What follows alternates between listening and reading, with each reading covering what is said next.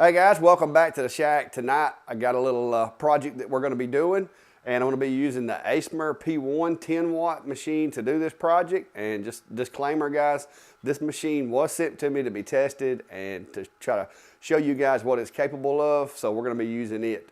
I like to try to mix things up, use the 20s, the 10s, you know, whatever, just kind of keep a little variety in it for you guys, because I know a lot of you still have the 10s, I still have 10s, and a lot of you are using the 20s, so we like to mix and match. So if you're going to do one of these with a 20 watt, you should be able to do the same thing that I'm doing. You're just going to need to adjust your settings for your particular laser module. So tonight, the medium we're going to be using is going to just be an Amazon cutting board. These things aren't anything special. I bought these in packs of 12. Try to get the cheapest price that I could so that I could keep my price low but still make a little bit of money off of doing them. And if you'll stick around for a few minutes, we're going to get to making some smoke.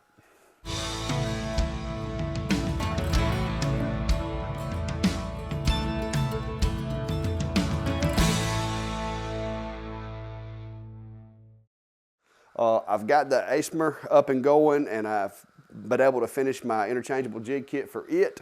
And if you're interested, by the way, I have the two-piece version, which this is the tight fit version. I've gotten away from the way I used to do it, and I've started to add a little bit of curve correction to them to try to hold them together a little better. Of course, you can still tape this together once you get it snapped, but that just kind of helps give it a little more rigidness. And then one good piece of duct tape on the back to make sure that doesn't come apart, and you're good to go. But I also have the single piece, which is what I'm going to be running on the machine tonight for this engrave. I will be using my squaring jig just to make sure that my surface is square. And since this is going to be one of those products that they expect to order multiples, I'm thinking 3 or 4 a week. I have built me a jig file using a frame line around the perimeter of this board so that I know I can turn these things out quick instead of having to go through that setup process every time. So what I've decided is I think most people are going to be, you know, cutting with their right hand for the most part. I mean, I guess we could do a left-handed or right-handed model of this, but for the most part, I think most folks are going to be cutting with their right hand and holding with their left hand. So I've kind of decided that I don't want to put the handle over here to give them more work area on this side. So I'm going to put the cutting board in here and just kind of show you how it works. With the squaring jig, of course, this is a 90-degree square that was cut with a laser. It is cut square to the teeth. The teeth are square to the machine. Everything's basically connected at this point, so there shouldn't be any doubt. As long as I'm touching on this side and on the top, it should be in the same place every time. Now I'm going to go ahead and just kind of show you how I've got it framed. I'm going to be using the rubber band frame because in order for it to frame that tool line that's around the edge of the material, I've got to use that function. So I'm going to go ahead and reach over here and hit that frame button. And you can kind of watch along on my monitor here, guys. I added that so that when we're doing these videos, hopefully you can kind of see what's going on the computer and see what's going on over there without my head or arms or anything being in the way. But what I've got it doing is it is basically tracing around just barely touching the edge of the board all the way around. Okay, so now I'm going to do the frame using the standard frame button, and this is going to only show me where the graphic is going to be, just to make sure that I'm not too far over toward that handle. So I've got my output on this machine set to like 0.75, I think it is, on the framing dot. You always want to make sure not to go too hot with that framing dot, because you can actually mark some materials with some of these really fine dot machines. And like I said, with this machine, guys, let me move it to the center of the workpiece just so I can demonstrate to you. The one thing that I do like about this one, Acmer won me over with their focusing method. Okay, I've got my kickstand that I'm used to, which is easy, even with hands my size. You just flip it down. It's got a magnet that holds it. And then you've got the knob here, similar to some of the other ones, that has got a very fine adjustment. And so all you've really got to do is just turn it until you get it to where it's not quite touching or either touching.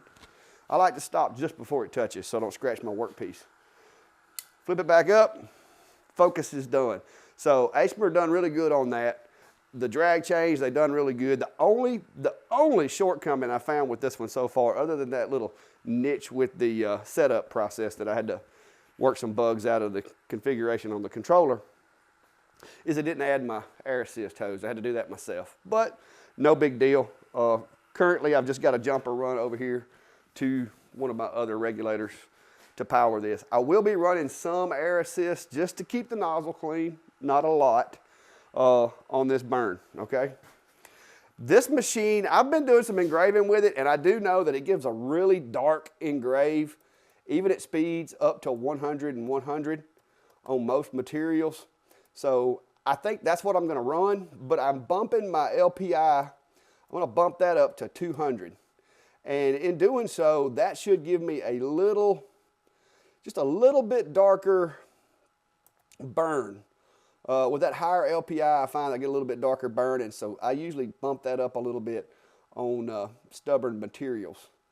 I will also be running, like I said, 100 and 100, 200 LPI, and I'm gonna have just a little bit of air on, just enough to where I can hear it, to know that I've got positive flow through the nozzle, so it doesn't allow the debris or anything to go back up in there to where the laser is, because I try to take care of my machines, keep them clean, and in my opinion, having air going across there to keep that positive pressure, to keep that dust from getting up in that lens, that is a good way of increasing the life of your machine. So I'm going to frame it one more time.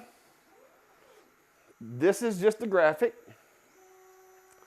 That is the size the graphic is going to be on the workpiece. I like doing that just to make sure I'm not running off of the workpiece, okay? And this is going to be my actual tool jig file. This is going to frame the entire cutting board. It'll run right around the edge of the cutting board just to show me where this jig file thinks the cutting board should be. And as long as that does trace around the edge of the board, we're good. So next thing I'm going to be doing, guys, is hitting this start button right here.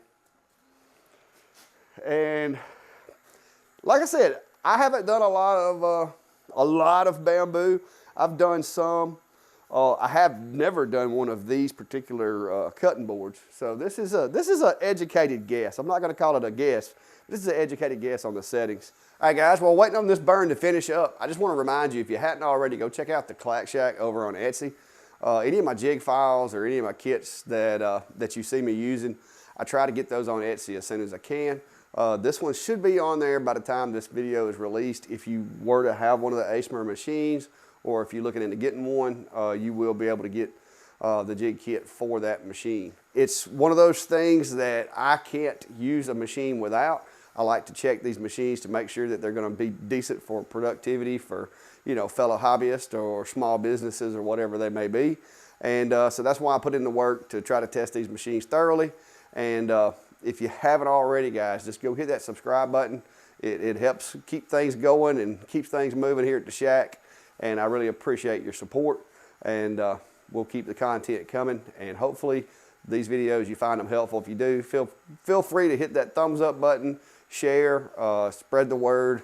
Trying to do good things and help folks out here at the Clack Shack. All right, guys, after about 18 minutes on the 10 watt, running 100 millimeters per second at 100% output, it is done. And like I said, I was also running just a little bit of air assist. Not enough to do much, but enough to keep the nozzle clean. One thing that I will tell you, and you're gonna see that in this one here especially. Let me get the air hose and kind of blow this guy off. All right, so I hit it with a little bit of compressed air just to get any loose pieces off of it or anything like that. I've got one or two little spots right here where I got a little bit of, just a little bit of shine to it. But there's the finished product, guys. Now, bamboo, the one thing that I can tell you about bamboo is that these darker pieces of bamboo are gonna burn darker than the lighter pieces of bamboo. And you can see that all through the design. If you look right there, you can clearly see where the two pieces of bamboo go together. The burn isn't as dark there as it is on the other pieces. So any of the lighter material, when you're picking these things out, you can actually be selective and try to get the ones that have all, you know, light colored material, but this darker, harder material is going to burn slightly different, but that's just the nature of bamboo. Now, this engrave, you can feel this. I mean, you can feel that it's in there, but it didn't go really, really deep. And I didn't want to, because like I said, if this thing does actually get used as a cutting board, you don't want a whole lot of deep crevices in there that food could hide in.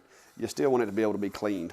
But that is the results that I got. Like I said, this is the Acmer 10 watt. All right, guys, another $5 project. Okay, these cutting boards, I managed to get 12 of them in a pack, and I figured it up, and they're around, by the time I get them here, they're about $5 each, is what it ended up costing me, $4.50 to $5 a piece. Now, I do have to design the artwork, and it does take 20 minutes to do them, and you know, there's some cleanup has to be done after doing a few of them. But I've got 24 of these guys that I'm gonna be customizing with this design, and then some more, a little more custom with maybe some names and stuff like that for this company. And I'm trying to keep my price as low as I can, but at the same time, guys, I gotta make a little bit of money to make it worthwhile. Still gotta get these things taken to them and delivered them. So, you know, hopefully I can manage to make a little bit of money to make this worth my while. The benefits, and people ask me all the time, well, why don't you just go get a, why don't you just go get a CO2? Well, I can do these. I can have one in the Acer, one over here in my primary enclosure, have one on the table, and I mean, I could stack them up and have 6 or 7 of these guys burning at the same time. So, but at 18 minutes for a 10 watt, if I did it on one of the 20s or bigger, it would take a little bit less time. So that's not terrible. And these things go for around $30 to $35 with laser engraving. These cheaper cutting boards, they go pretty good on Etsy. Just this done to it. You can add about 20 bucks for the engraving. That's typically what I would an engrave that size, $20 to $25. If it was smaller, then $10 or so. But another good project for you guys. I'm going to put these on my Facebook and see how they do. I may actually wind up selling more of them than what I'm anticipating. All I know of right now is I got the one customer that's wanting them, but I'll do some I'll do some side hustles too with the other folks as they come along. So anyway, guys, if you got any other content that you want to see, or you got questions about what can you do with the laser, what can't you do, drop me a comment. Send me a message on Facebook. And if you haven't already, go check out the Facebook page. Same name, the Clack Shack. I do share a lot of photos and do a lot of interacting with people on Facebook. It's a little easier to do that sometimes than it is on YouTube to keep track of things and respond to messages and so forth. So, and if you haven't already, go check out the Laser Engraver community page. Myself and Steve, we kind of drop in and check in on people every now and then there. Leave some pictures, comment, and answer questions in the group. It was kind of a spin-off group from our Sunday Night Lives, and if you haven't already, guys, come sit down and check that out with us. Steve and I sit down with a bunch of good guys and gals, and we just talk about lasers, what's coming out, what's new, the pros, the cons of all the machines that we've tested, and we try to help people out. So if that's something you're into, then just come hang out with us on Sunday nights at 7 p.m. Central, and it should be at least a entertaining time, if nothing else. But until next time, guys, be careful and have a good day.